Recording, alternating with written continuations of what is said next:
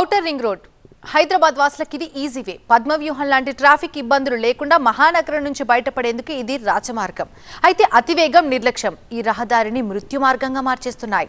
Road విశాలంగా, గుంతలు లేకుండా సాఫీగా ఉంది కదా అని చెప్పేసి ఎక్సిలేటర్ తొక్కితే గాల్లో ప్రయాణిస్తున్నారు కొందరు ర్యాష్ డ్రైవర్లు. అయితే ఈ రింగ్ రోడ్లో ఏటా కొన్ని వందల ప్రమాదాలు జరుగుతున్నాయి. అతివేగమే ఈ ప్రమాదాలకు కారణమా? ఇంత జరుగుతుంటే అధికారులు ఏం చేస్తున్నట్టు? భారీగా చలాన్లు వేస్తున్నప్పటికీ ర్యాష్ డ్రైవింగ్ ఎందుకు కంట్రోల్ అవ్వటం లేదు? Speed thrills but kills, don't mix drink and drive అంటూ అధికారులు ఎన్నో హెచ్చరికలు చేసినా ర్యాష్ డ్రైవర్లు ఏ మాత్రం పట్టించుకోకుండా బండి రోడ్డెక్కించేస్తున్నారు. ప్రమాదాలు కొని తెచ్చుకుంటున్నారు. ముఖ్యంగా ఔటర్ రింగ్ రోడ్డుపై ర్యాష్ డ్రైవర్లు కంట్రోల్ తప్పుతున్నారు.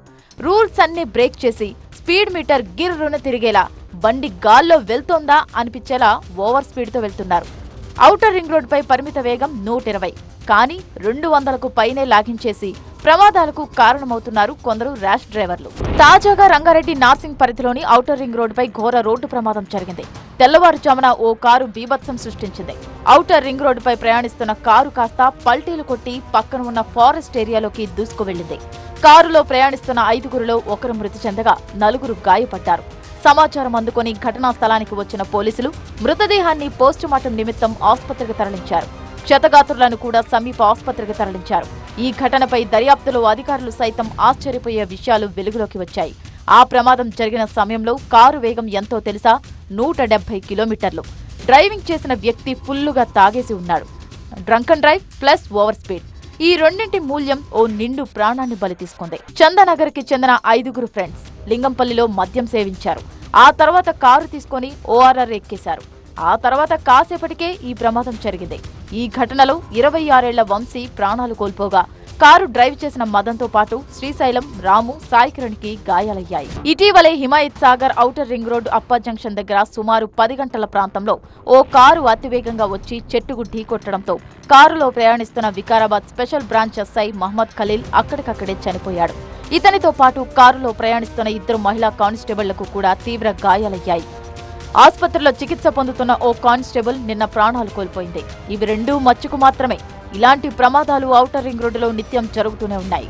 గత ఏడాది ఔటర్ రింగ్ రోడ్డు మీద ఏకంగా 216 ప్రమాదాలు జరిగాయి. అందులో 81 మంది మృత్యువాత పడ్డారు. 135 మంది గాయాల పాలయ్యారు. ఇక తెలంగాణ వ్యాప్తంగా గత ఏడాది 20,090 ప్రమాదాలు జరిగాయి. అందులో 6,788 మంది ప్రమాదాల్లో ప్రాణాలు కోల్పోయారు. ఇక 557 మందికి తీవ్ర గాయాలయ్యాయి. ఇక హైదరాబాద్ విషయానికి వస్తే 2,637 ప్రమాదాలు జరిగాయి. ఇక రాచకొండ పరిధిలో 3,321 ప్రమాదాలు జరగగా అందులో 633 మంది ప్రాణాలు కోల్పోయారు. 325 మంది గాయాల పాలయ్యారు. 4 లేన్లతో ఉన్న ఔటర్ రింగ్ రోడ్ పరిమిత స్పీడ్ ను ఇటీవల 120 కిలోమీటర్లకు పెంచారు. ఎక్కడ ఎంత స్పీడ్ వెళ్లాలనే దానిపై సూచిక బోర్డులు పెట్టారు. వాహనాల వేగాన్ని పర్యవేక్షించేందుకు స్పీడ్ గన్స్ కూడా ఉన్నాయి. కానీ ఏం లాభం? అవేమీ ర్యాష్ డ్రైవర్లకు పట్టవు.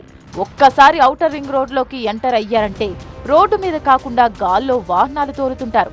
ఎక్సిలేటర్ తొక్కితే ఎంత స్పీడ్లో వెళ్తుందో కూడా అర్థం కానంత స్పీడ్గా వెళ్తుంటారు. 200 కిలోమీటర్లకు పైగానే లాగించేస్తున్నారు కొంతమంది ర్యాష్ డ్రైవర్లు. దీంతో ప్రమాదాలు చోటు చేసుకుంటున్నాయి. రోడ్డు మీద సాఫీగా వెళ్లాల్సిన బండి కాస్త పల్టీలు కొట్టేస్తోంది.